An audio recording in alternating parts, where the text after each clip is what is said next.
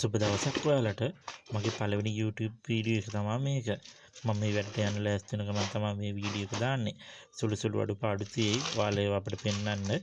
ඉතින් මම පුංචි ව්‍යාපාරයක් කරනවා. ඒ ව්‍යාපාරය තමයි මේ ඔයාලට දකින්නේ බයිට් පැකට් කරලා මේ උඹලකට පැකට් කරලා තමයි මම අලවි කරන්නේ.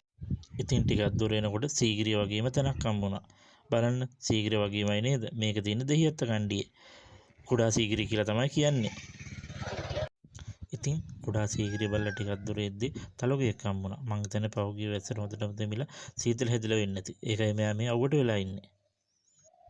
තලගොයාගේ කතාවෙන් පස්සේ ගියේ බණ්ඩාර මාමගේ කඩේට. බණ්ඩාර මාමා කොල්ලපව කියලා කාඩ් තුනක්ම ගත්තා.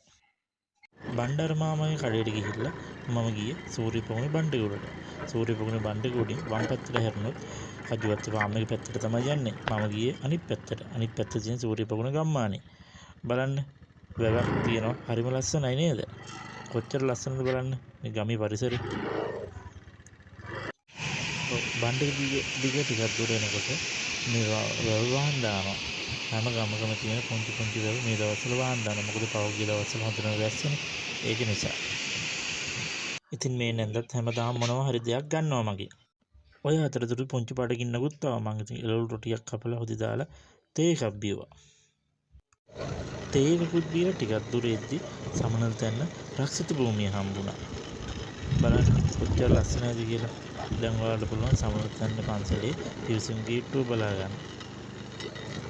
හරිම ලස්සනයි. මේක දෙහිඅත්ත කණ්ඩියේ තියෙන තවත් එක් රජමහා විහාරයක් තමයි මේ තියෙන්නේ. හරිම ලස්සන පෞරාණික තැනක්.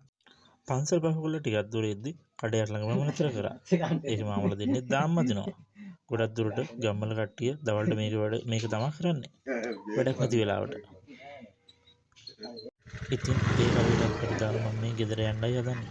බලන්නකෝ පාර කැඩිලා. වැස්සට තවත් කැඩිලා. ඉතින් වෙල්ලෑව පහු කරගෙන ගම්වල තියෙන ලස්සන මේක තමයි. හරිම ලස්සනයි. හැබැයි අලි ඉන්න දවස් වලට අලි ඉන්නවා. ඉතින් බලන්න හැම ගමකම වගේ ඔයක් තියෙනවා. මේ තියෙන සමනල තැන්න ඔය. අදට වීඩියෝ එක නතර කරනවා. බොහොම ස්තුතියි ඔයාලා මේක බැලුවට.